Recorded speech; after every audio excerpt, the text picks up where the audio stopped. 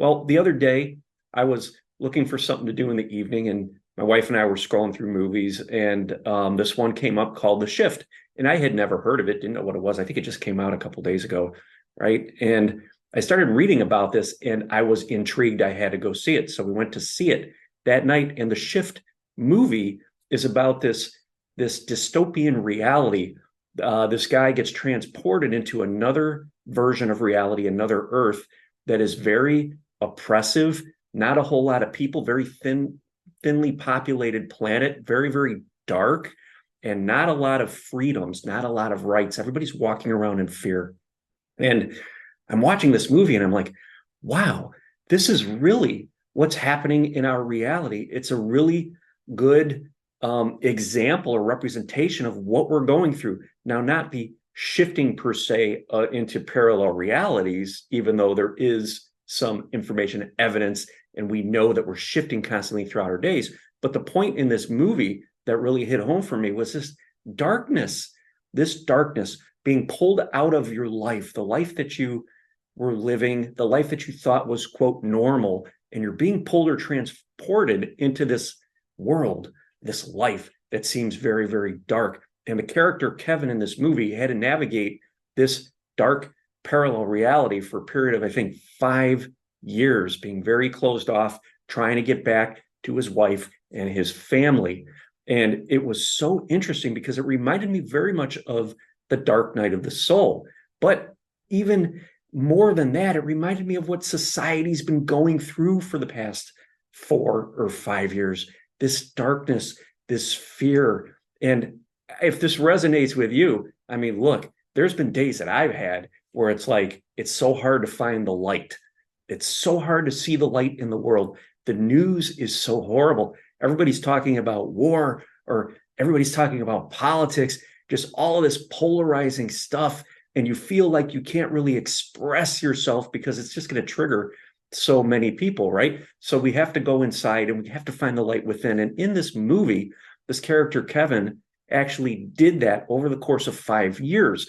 And that kept him going day to day, just little random acts of kindness, little things he would see in the reality where this version of Earth, this dark version of Earth, where people were bringing forward just a little bit of light.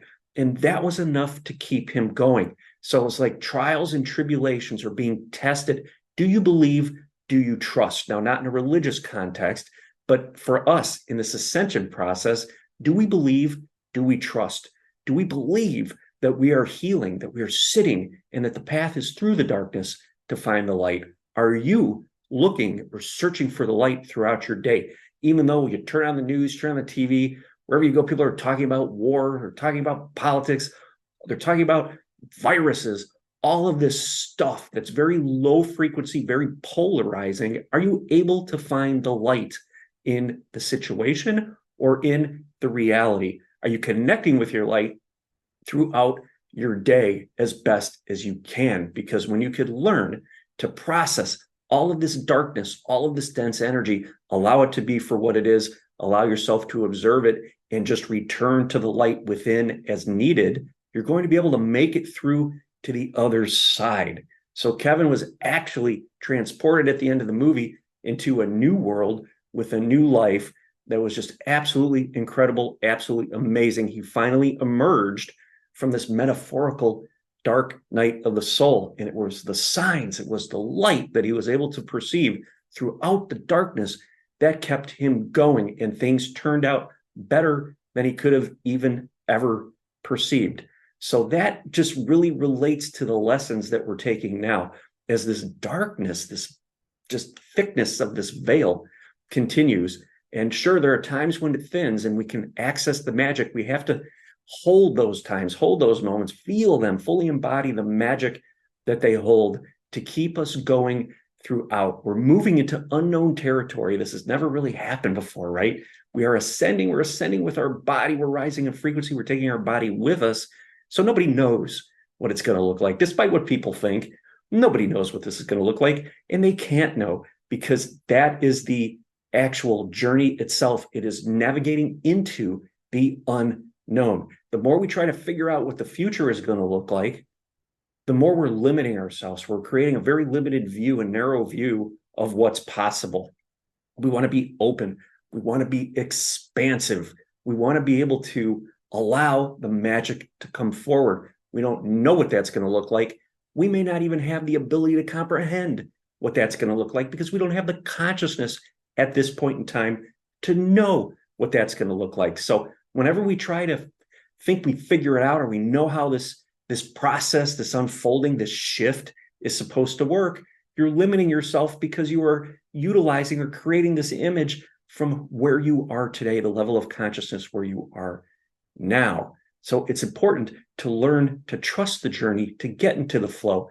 Know that the darkness is the way through, that is the path forward, that gives you the opportunity to revisit traumas, heaviness, experiences in your past that you failed to process because you simply just were too scared to feel. Allow yourself to feel it. It's happening collectively. That's why we've got this world appears to be in such chaos, because collectively this energy is rising up to be experienced, and it's manifesting as war, as disease, as natural disasters, all those kind of things, because that's the level of consciousness we're at. That's what gets our attention. That's what we're able to perceive. Okay, so as we continue to expand our light, to ground our light, we find it, we anchor it, we expand it, the darkness will start to clear. And I know with these timeline shifts and everything that's happening now, you're getting glimpses of the light, the glimpses of the magic, the thinning of the veil that is all coming through. You're grounding more of your higher self, you're embodying it. And most importantly, you're learning to trust. You're loving yourself. You're doing the best that you can. And you know that the best that you can do is simply good enough. It has to be, right? So we can love into that. We could feel that. We could have compassion for ourselves. We could have compassion for the experience that others are having in the world. As horrific as they may look, we hold a space of love and compassion for everything that is unfolding. Everything is unfolding in divine timing. We're simply here for the ride. We're here to express. We're here to feel and experience the journey. So instead of getting stuck or trapped or down in the darkness, find the light within. Let that be your beacon. Let that be the beacon that guides you forward. Let that be the beacon that guides others forward.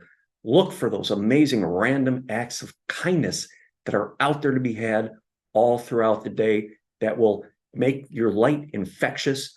Others will feel it. Others will experience it. It will ignite something within them, and the collective will rise in kind.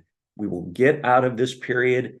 Things are going to be amazing, magical, so much more so than you could imagine at this time. You just simply don't have the bandwidth or the consciousness available to see it. And that's okay.